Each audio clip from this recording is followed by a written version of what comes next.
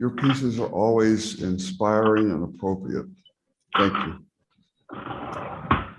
And good morning to each of you. It's so pleasant and great to see flesh, to see eyes and ears, not videos. Thank you for being here. And so great to see people moving, walking, and talking in this space. COVID-19 remains, but it's trending downward. But please honor our mask when you're in this building and keep the six feet distance. My name is Reverend Tom Lewis, or Tom Lewis, which I prefer. And with the support of the co-worship leader, Ann Kilby, and the great skill of Scarlett Tripp-Smith, we welcome each of you to here. Thank you, Scarlett and Ann, for all of your preparation, not only this week, but every week. We're so glad also to welcome those online for this time of spiritual connection. Here at the Humboldt Unitarian Universalist Fellowship, we are an open-minded, open-hearted spiritual home to everyone who values acceptance for all people and cares for all life on earth. We also are a welcoming congregation, which in our association has some qualifications. But in short, it says we embrace and are committed to standing with and supporting the dignity and worth of all people, regardless of your sexual orientation or preference, your age, your skin color, your race, and any person with a disability.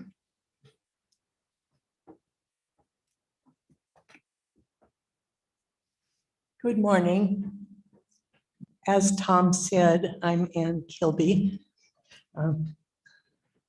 partner in this enterprise. We acknowledge with admiration and gratitude the Wiyot people's brilliant stewardship for many thousands of years of their cherished ancestral lands and of the species sharing them. We recognize that our fellowship facility and grounds, and most of our members' homes, are in unceded Wiyot homeland. We aspire to honor and learn from the Wiyot people, their wisdom and their perspectives, and with gratitude to find actions we can take to make substantive differences for their lives. Scarlett. We gather together to celebrate life and its infinite possibilities for love. We gather together today to celebrate for love. We gather together today to celebrate the spring season.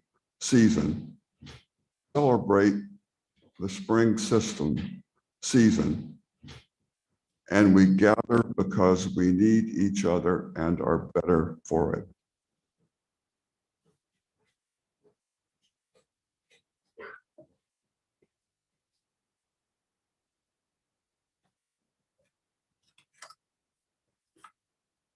And let us begin. Please read with me or recite our aspiration. May love be the spirit of this fellowship. May the quest for truth be its sacrament, and service be its prayer. To dwell together in peace, to seek knowledge in freedom, and to help one another in fellowship. This is our aspiration. Our choir is going to sing the opening hymn, and you certainly are welcome to hum or read the words, but please don't shout out.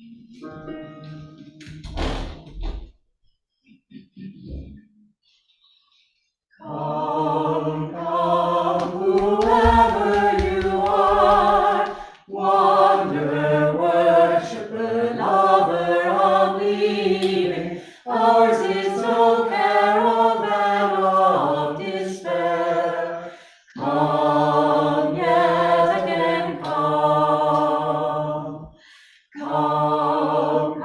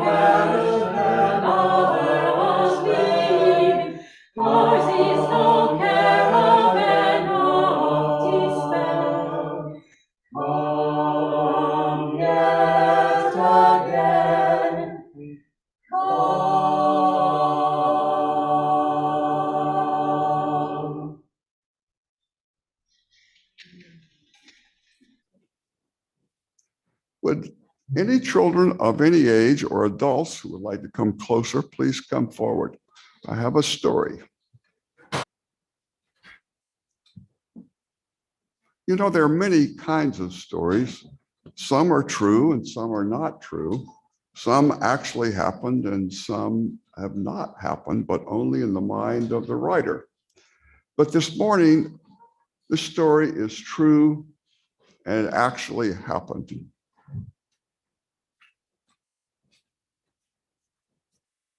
This is a picture of Ruby Bridges. Can you see it at home? Now, Ruby was a first grader in New Orleans in the 50s and 60s. And she was very special, because the great courts of this land 6 years earlier had declared that there's nothing can be separate and equal. So I did grow up in the South, and segregation was a component of the culture. And it was based upon separate but equal. So the Black families and children lived in certain areas and the white families, but there was no mingling, not in churches, not in schools, separate but equal. So when the great courts of this land said that that is not true, that cannot be just. So that began a whole new era of courts, complications, violence, to have the rights of African Americans protected and ensured.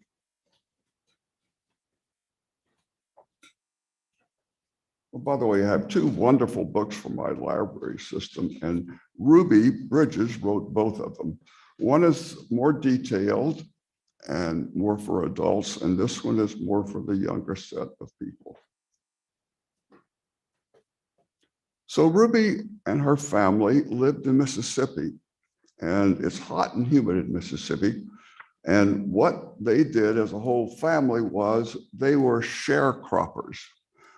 And that just is a word to say they were farmers with not much education, not many tools to implement. So they picked cotton by hand. They dug the rows to plant the seeds in the spring. Very, very hard work. So Ruby's parents decided they were going to move to the city to get different employment that was not as difficult.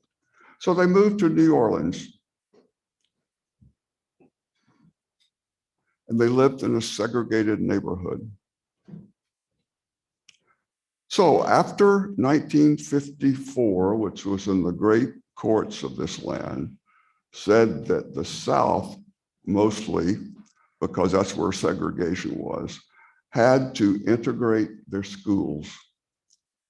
Well, this was a great period of upset, anger by white people. They did not want to have their children go to school with African Americans.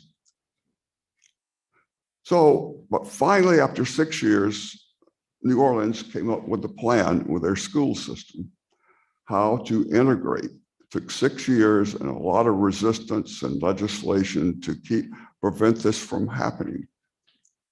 So it was decided that they would begin the integration in the elementary schools in the first grade. So Ruby was just at that age. She had finished kindergarten at age 5. And what was required by the city school system was that all African Americans only had to take a test. If they qualified, then they could go to a school near them. Well, Ruby Bridges was smart. She did really well on that test, and she qualified.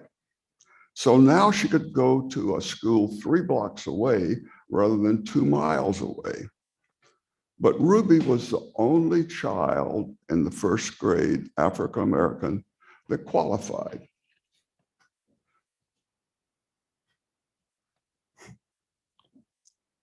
And Ruby's parents debated back and forth, whether Ruby really should go to this school. And Ruby said, no, I want to go to this school.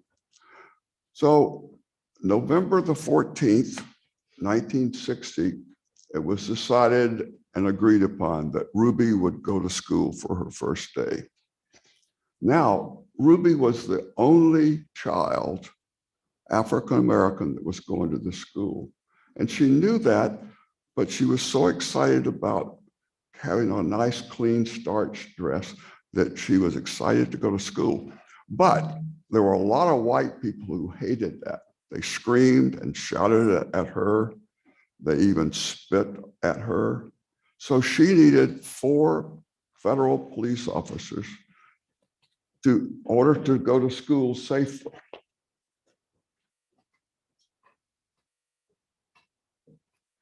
So I was a senior in high school, and I remember this on the TV very clearly that night, that 4 marshals, and you can't see it really well, but they were all, 2 on the right, 2 on the left, and along with Ruby's mother, they walked into school among all these shouting white people who were trying to get them to be frightened and not go.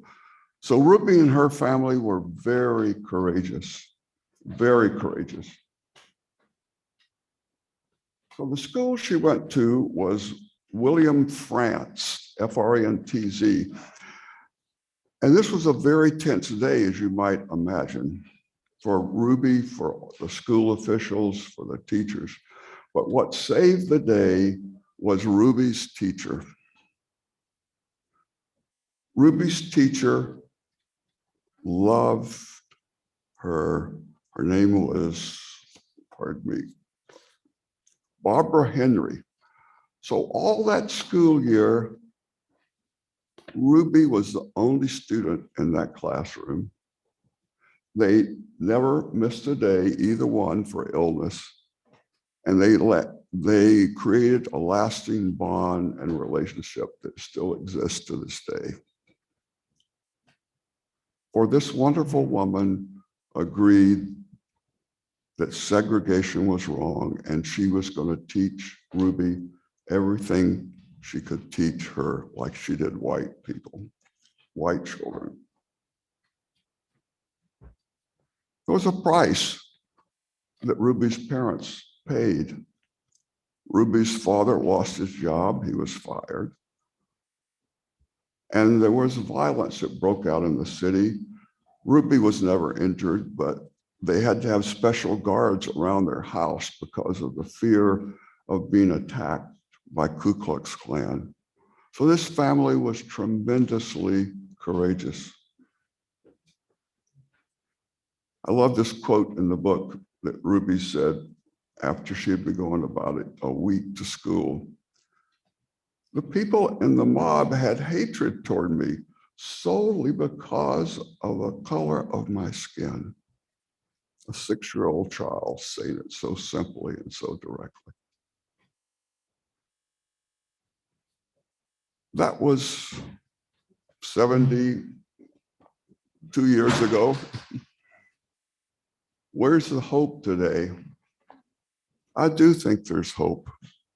And I want to end the story with a quote from Martin Luther King at his 1968 I Have a Dream speech. That my children will be judged on the content of their character, not by the color of their skin. And may it be so.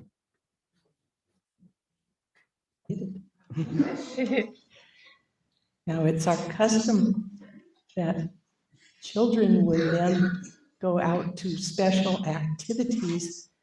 I think we'll preserve the tradition with music and sing to them.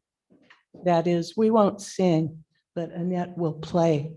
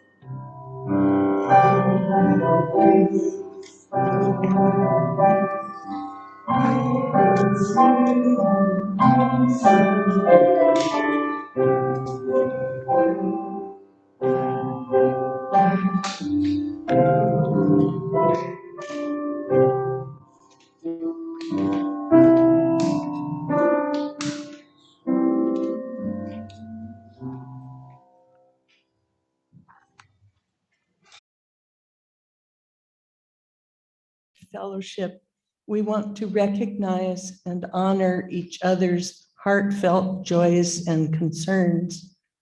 So we offer our way of sharing now. Those here in the sanctuary, if you wish to share, you can proceed over there, and you will see on the windowsill a bowl with stones in it, pebbles. In your turn, you can form a line if you wish. In your turn, you can take a pebble or several from the bowl, then come to the microphone, lower your mask, tell us your name, then very briefly offer your joy or concern, and drop your pebble into the bowl of water there on the lowest of these pylons. Our collective caring, like the ripples in the bowl, spreads and embraces. Please no announcements. Please share from your heart and be held in group compassion or celebration. You may also, if you wish, drop one or more pebbles without speaking, spending a moment in thought or prayer. And we will include you too. If this is your first time joining us, please feel free to come up and share your name and a little about yourself and what brings you here. Good morning, I'm Chip Sharp.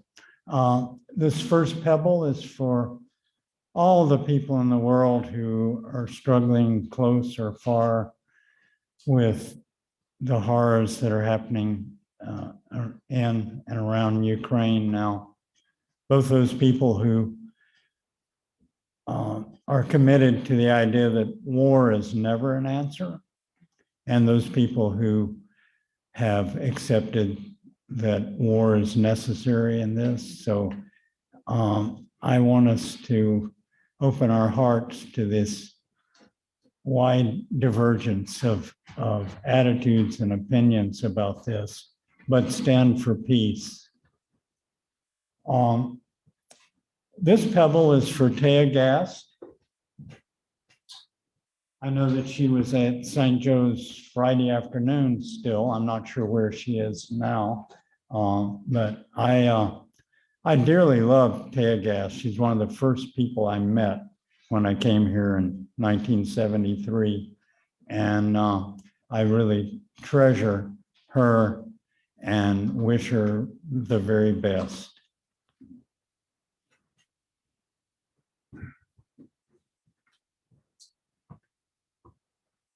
My name's Doug. This is in memory of my dear old dad who departed this life 1 year ago today on this date.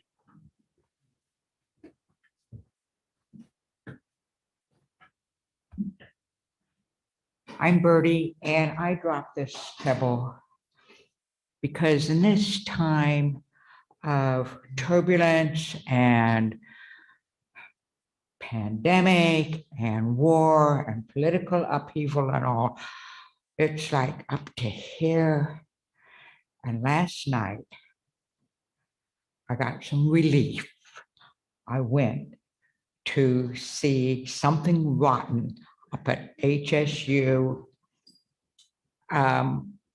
Wonderful, fantastic comedy that just lifted my spirits looking at all of these young people doing this. And with the awareness that our very own choir director, Elisabeth Harrington, is a musical director for that wonderful play. It's going on this afternoon again, right?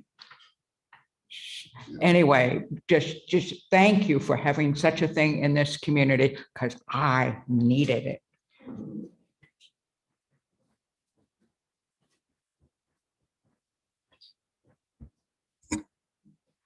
Hi, my name's Joanne. I now go by McGreta McGarry in honor of my inspiration, Greta Thunberg.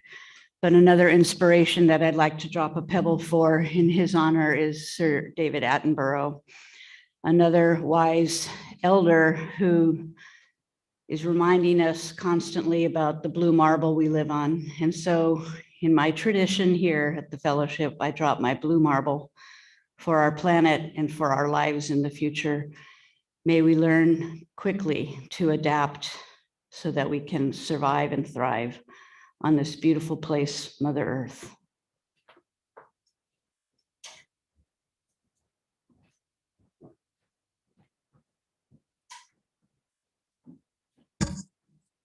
My first stone is for Chip Sharp. I discovered about a week ago that the light in the pantry wasn't working. And so I checked it out, and it turns out it was the only light in the fellowship, as far as we know, that hasn't been converted to LED. So I called Chip, and he came right over and he rewired it. And for those of you who don't know, Chip has rewired every single one of these 25,000 lights on this campus. And we believe that finally the last ones are done. Thanks, Chip. We had help from John and Tommy Maurice. Right, yeah. Well, you had help from me too. Chip can rewire one of these fixtures in about 20 minutes. If I help him, it takes about an hour. My other stone here is for another contributor to the maintenance of the building. Well, first of all, people that built the buildings, the Bertie Welty and Joe Weisgerber, who got our sheds, new sheds built.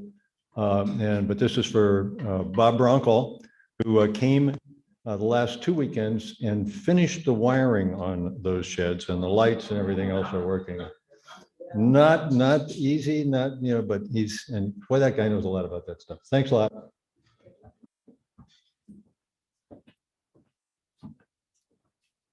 Hi, everyone. My name is Doug Salcedo. This is my first time here, and I just want to introduce myself.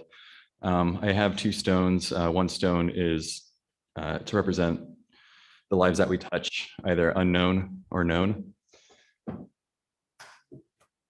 And that's both negative and positive. And the same, the stones for the people that touch our lives, either negative or positive, and what that adds to our experience. Thank you. Hi, everyone. I'm Scarlett. Lovely to see you all here today, whether you're here with us in person or here with us online. We're super happy to have this moment with you. Today with me, I have Anna, my shadow, and together we're help teching the service today. Thank you all. And I'm going to read to you some of the joys and sorrows that we have online. So from Debbie, hi Alice, sorry I couldn't be there. From Sue Mossman, we continue to send our love and healing energy for Taya Gast, who is in St. Joe's for double pneumonia. From Debbie,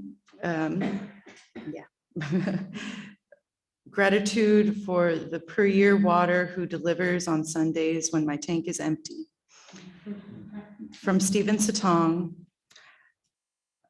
Joanne is thinking of Rob Eller Isaacs, who is still living with his journey through chemo of stage 4 cancer. Yeah. And thank you all for all of those joys and sorrows that we keep in our hearts today, and that we share with the world without words, but with spirit. So thank you.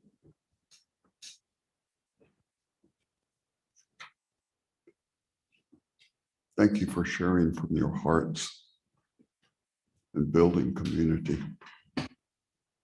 Let's have a short prayer and meditation.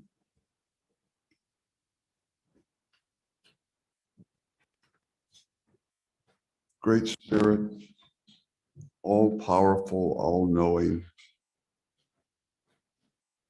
Father God, Mother God, we gather this morning with an open heart, with humility and gratitude for all that we have. Comfort those friends and family that are grieving from this worldwide pandemic. Especially be with the Ukrainians from their country who are suffering great violence, terror, and heinous war crimes. Give them spirit,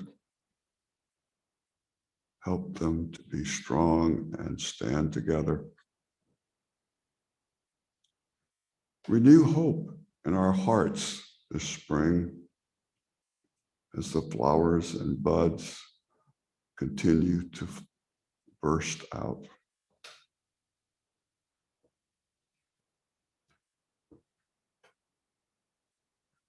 We send special concern to those among us who have lost loved ones, who are not well and in the hospital.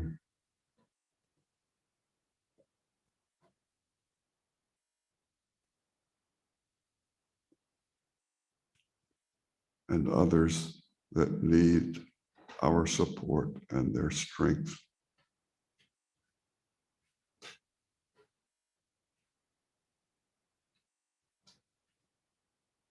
With humility and gratitude, may it be so.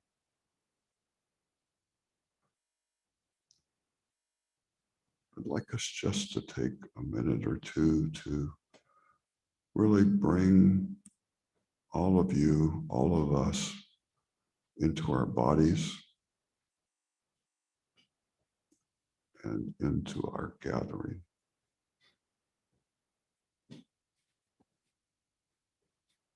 Take a big, deep breath.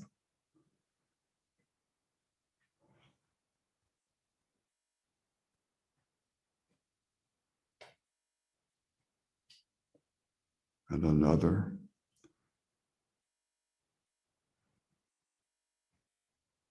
Feel that relaxation in your chest and your belly. Continue to watch the natural rhythm of breath in and out. And if possible, focus on one particular aspect of that breath. It could be the initial surge of air coming in your nostrils, cooling your upper lip. Could be the expansion of your diaphragm and then your chest.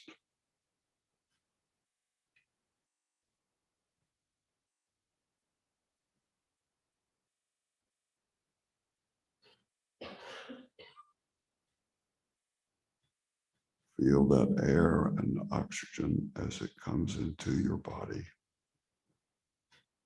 sustaining our lives.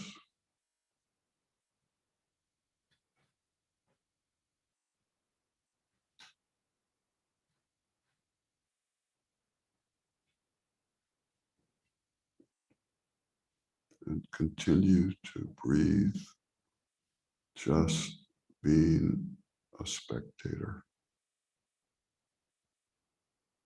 watching this miracle of breathing that happens all the time.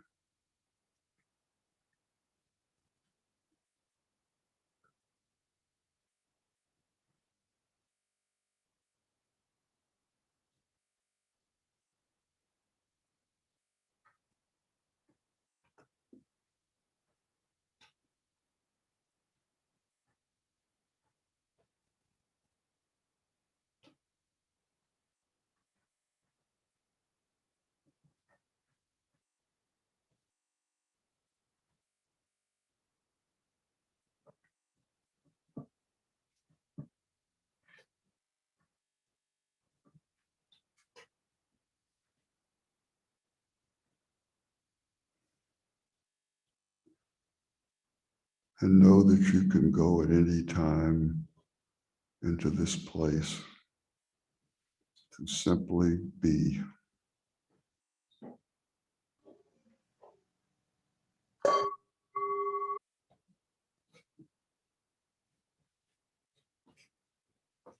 This reading is in our hymnal.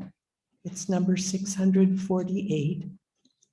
Denise Levertov has given us this poem.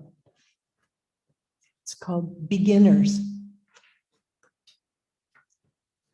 But we have only begun to love the earth.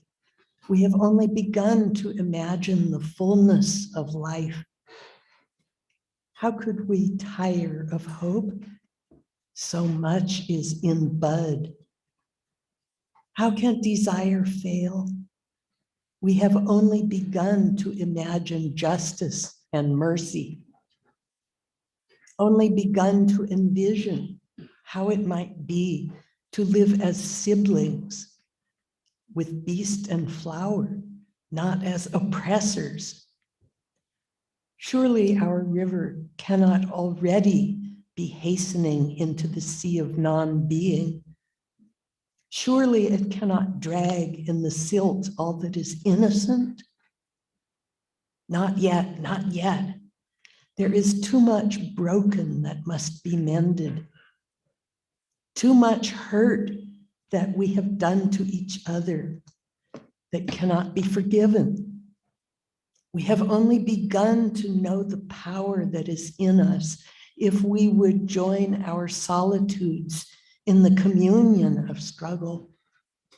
So much is unfolding that must complete its gesture. So much is in bud.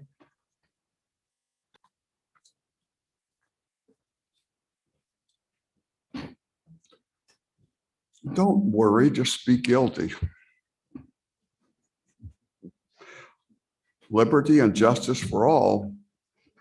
Well, these are two titles for this sermon that by accident, but I think something else was going on, that got into the newsletter and then it was changed. When I first wrote the title, Don't Worry, Be Guilty, I thought it was appropriate. But as time went along, I thought it was a little harsh. A little harsh. But maybe this subject needs harshness.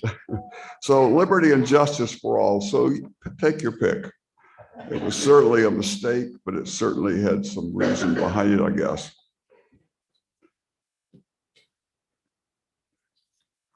Last year, I moved back, well, a year and a half, to Humboldt County, having lived in Berkeley and then Auburn and lastly Chico.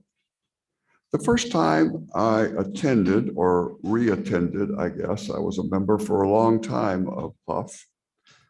I was surprised to notice that in the welcome, that the worship leader acknowledged this land as where we're sitting as previous Wiyot land. Perhaps as long as 8,000 to 10,000 years they lived here. And because of this historical illegal possession, you, HUUF, have decided to pay an honor tax. I was impressed and proud that HUUF has woke and taken that action. And I realized I was not woke. Additionally, I began to reflect my role and action in 1992 and 93 as one of the leaders of HUUF. We persuaded the congregation to purchase this land. No, none of HUUF members or leaders thought of the fact that we were buying land that had been taken from the Wiyot people. None of us mentioned that, discussed it, talked about it. That memory of mine brought up many conflicted feelings, and thus this sermon. And the desire for you and me to reflect once again on the two darkest blots of American history. Number one, invading, seizing, colonizing Native American lands without regard to the people living there. And it is, as I mentioned ago, the consensus archaeologists that Native Americans have lived on this continent for at least 20,000 years. Due to smallpox, measles, and influenza, as it's called, the Great Dying took the lives of 90% of these natives. Number two, kidnapping, raping, selling, and forcing the migration of 12.5 million Africans between the years of 1525 and 1866. Stop and think about those two facts.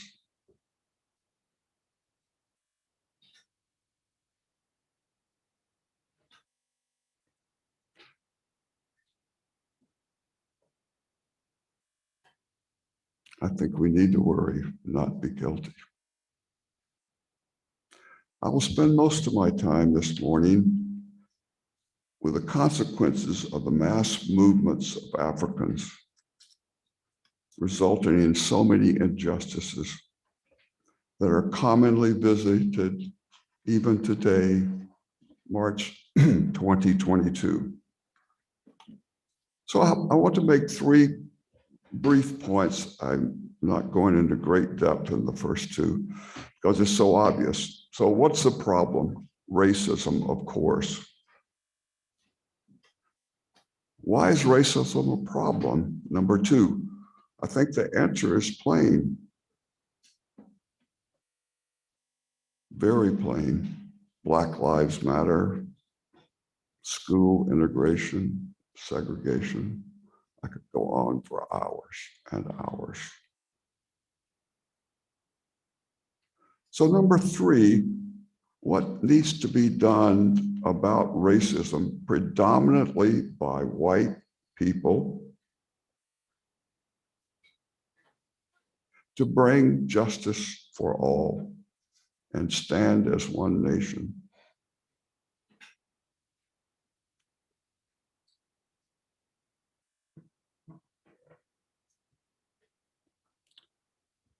I pledge allegiance to the flag of the United States of America, for which it stands, one nation under God, indivisible, with liberty and justice for all. We continue to repeat this promise, and of course, it has not happened. Took several NFL players a few years back to really bring it right in our faces. They were right. We haven't done it.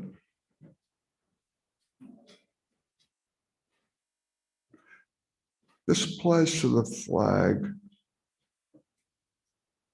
is currently empty words.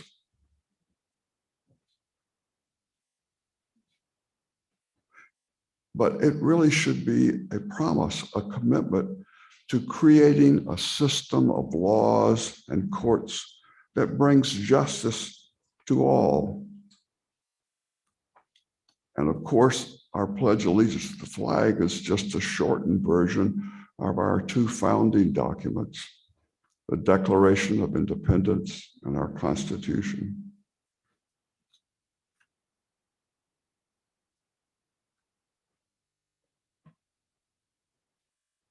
So I've spoken about what the problem is, and I have a quote again from Martin Luther King to say why it is a problem. Injustice anywhere is a threat everywhere. We are caught in an inescapable network of mutuality, tied in a single garment of destiny. Whatever affects one directly affects all of us indirectly. That could be COVID, couldn't it? We're all in this together. I think it's a principle that says the interconnectedness of all things.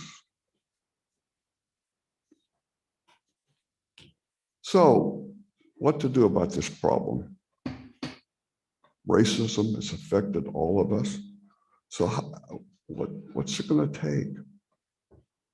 We've had the civil rights movement, we've had marches, we've had Black Lives Matter. I have a suggested answer, but it will be partly helpful, I hope. So let's look at that.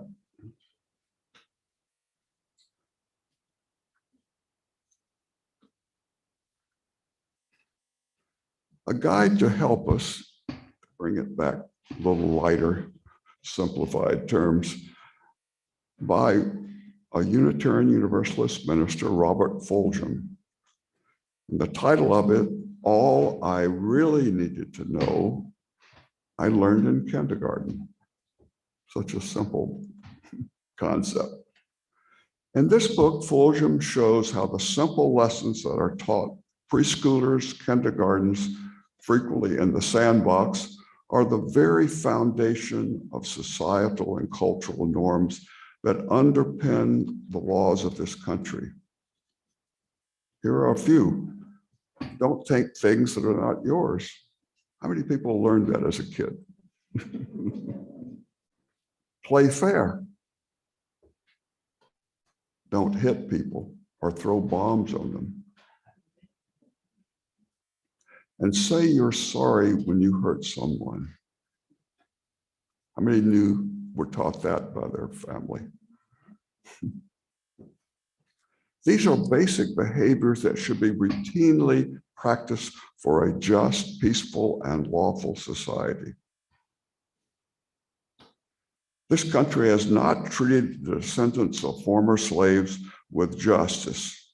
And in fact, there's never been a formal declaration from this country as an apology.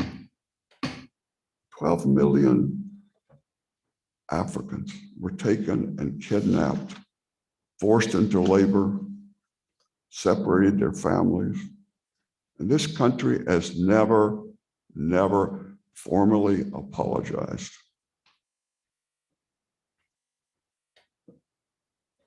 I think to create a long-term racial justice, a formal, legal, public apology from our country is imperative.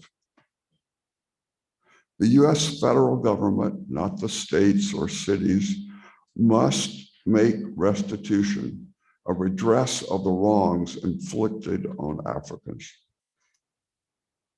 Reparations must be part of this redress. I think the USA must apologize in a formal way by an act of Congress. This is what's called reparations, the act of making amends, offering expiation, of giving satisfaction for a past wrong or injury. An economic scholar named William Doherty, in their book with his wife, Whitney, in their book, A Blueprint for Reparations, says the reparations must contain three elements: an acknowledgement of the wrong or injustice, a statement of what happened, kidnapping Africans, forcing them into slavery. The USA must make a public declaration, must fully acknowledge the wrongs that occurred for over 400 years. I think legislation may have been talked about in committees, but nothing like that has happened in our Congress. The second portion that William Doherty says, formal redress with direct cash payments to descendants of slaves. Direct payments, money. And number three, this would bring final closure, hopefully, of these dark years in our history. Both parties, descendants of African slaves, and the American government must agree that the reparations paid are sufficient to satisfy the harm done and agree that no more demands will be made of the government. Now, there's legal and historical precedent for this. After World War II, the West German government made payments to Jews who survived the Holocaust. A similar plan was enacted into US law and provided for direct payments and reparations to incarcerated Japanese Americans after World War II.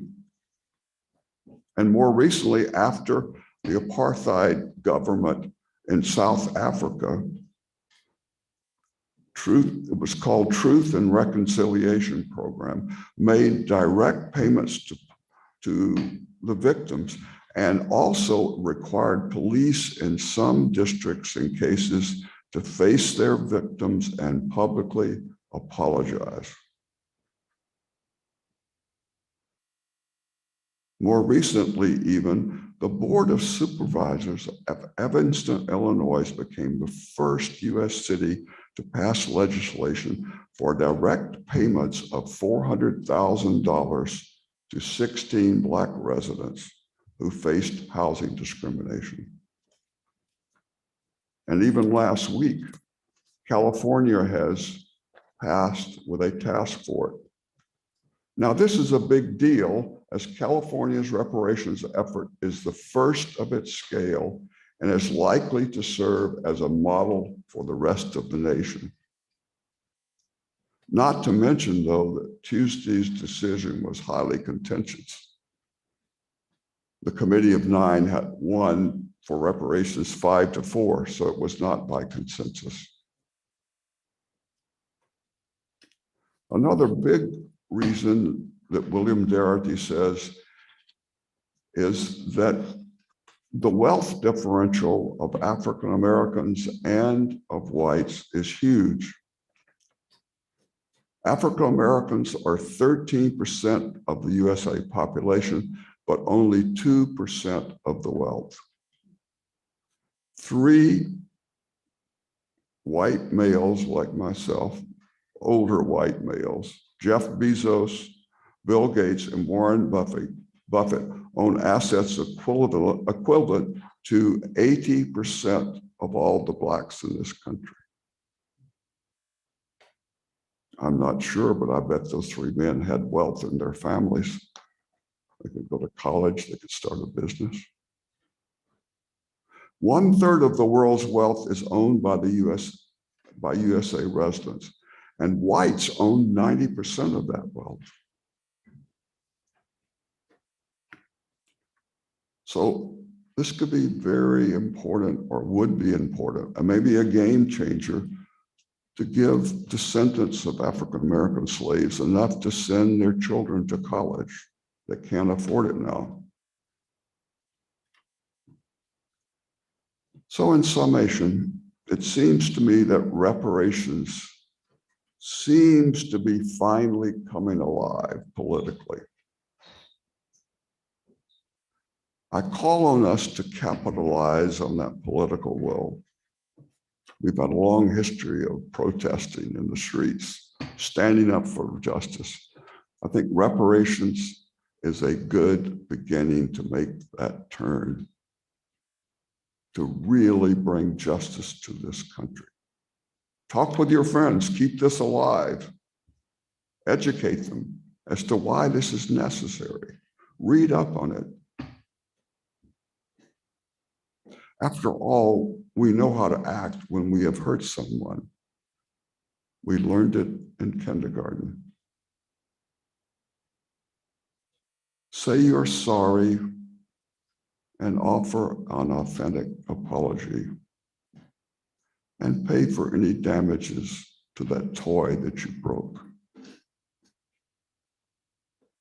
The simple lesson is there. We need the strength, we need the courage. We need to be together as white people to stand up for righting this terrible wrong of 400 years. And so it is.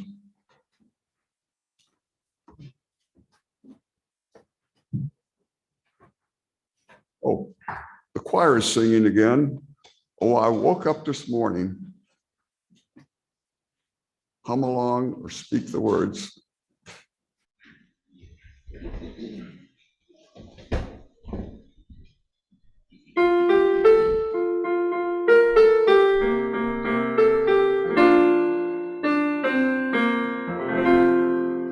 Oh, I woke up this morning with my mind stayed on freedom. Woke up this morning with my mind stayed on the freedom. Woke up this morning with my mind stayed on freedom. Hallelujah, hallelujah, hallelujah. I was talking and talking with my mind, stayed on freedom. Walking and talking with my mind, stayed on freedom. Walking and talking with my mind, stayed on freedom. Hallelujah, hallelujah, hallelujah. I was singing and praying with my mind, stayed on freedom. Singing and praying with my mind, stayed on freedom. Singing and praying with my mind, stayed on freedom. Hallelujah, hallelujah, hallelujah. Oh, I woke up this morning with my mind stayed on freedom. Woke up this morning with my mind stayed on freedom. Woke up this morning with my mind stayed on freedom. Hallelujah, hallelujah, hallelujah.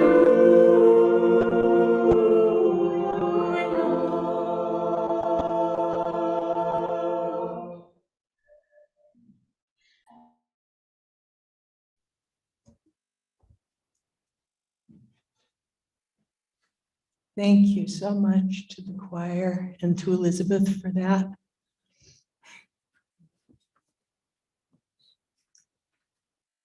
Our fellowship, a living entity that we love, needs support from us to continue to thrive and to offer nurturing outwards.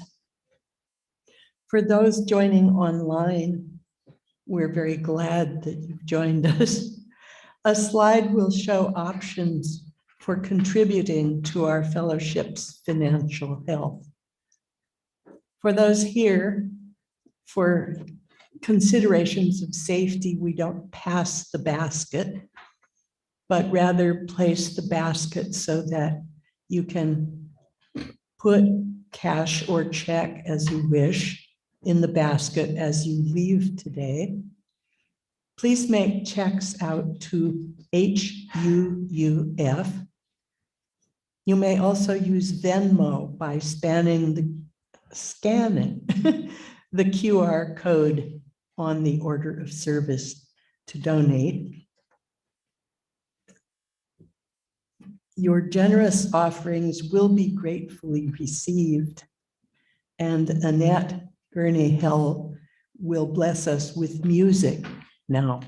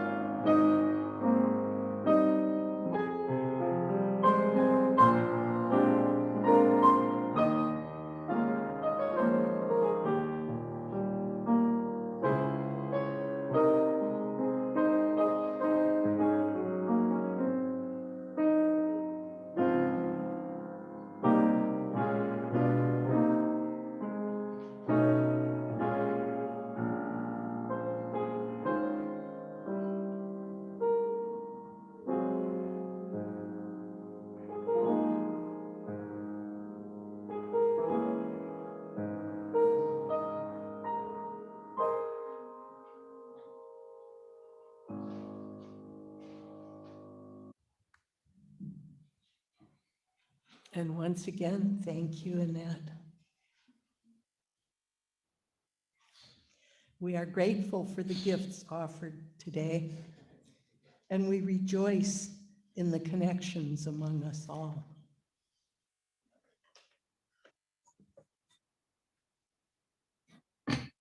It's been delightful to be with you.